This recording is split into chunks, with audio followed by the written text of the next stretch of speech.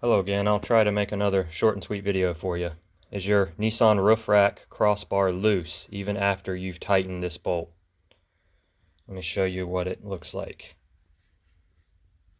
Okay, this is the bottom part of it. There's no nut in there. Well, there is.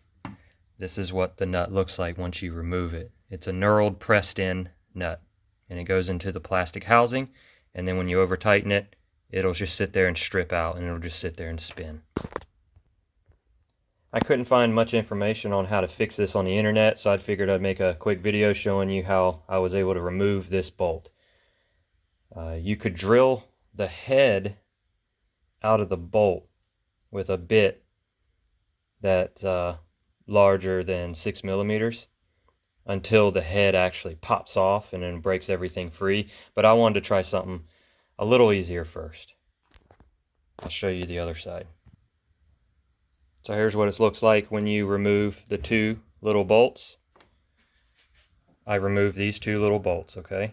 And then it popped this off of that. These two little bolts, it's a T25 Torx bit, okay? And then this bolt right here is T30 Torx bit. So to try what I did, you'll need an M6 nut, okay? It doesn't necessarily have to be an M6 flange nut. You will need an M6 flat washer that's nice and clean. You'll tighten the nut and the flat washer against the pressed in nut. This is the pressed in nut. This will jam the two nuts together. So you put the flat washer in there, okay? Put the nut in there. Okay, you tighten this nut down with the T30 Torx bit. Tighten them together firmly. Then I used my little impact gun to remove the bolt while holding the nut from spinning on the other side. This didn't work the first couple tries since all it did was just remove the nut I just put on there. But I snugged it up tighter each time until it finally worked. And the impact gun did the trick. It popped this sucker right out.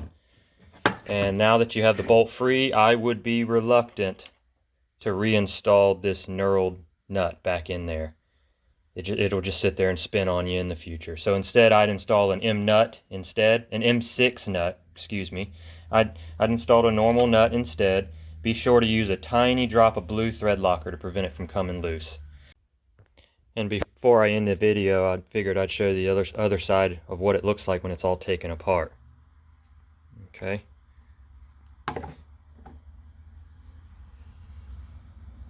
Okay. So if you do go with a bolt and nut setup, kind of hard to get the lighting right. You've got to get a nut that will fit on that little tiny ledge right there. So it's got to be the correct size nut, correct size. Put some washers in there, and then you can just go with any nut and bolt setup you want as long as it can sit on that little ledge in there. And finally, before you reinstall the crossbar back on your vehicle, I would add some grippy rubber right in here. Since the old rubber has flattened and lost its grip after all these years. This came off of a 2015 Nissan Frontier, and it's been sliding on the rail for actually years. So I really like this this Gorilla two-sided tape. Some nice sticky permanent stuff. I was going to use this Gorilla two-sided tape and then use some of this grippy drawer lining material that I had lying around the shop. So maybe that will cause it to have some grip again.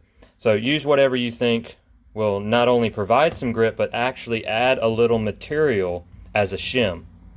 Or the shoulder bolt will bottom out on that nut again, and then you've got the same issue all over again. So hope this video helped you. If you found it useful, please hit the like button. Thank you for watching.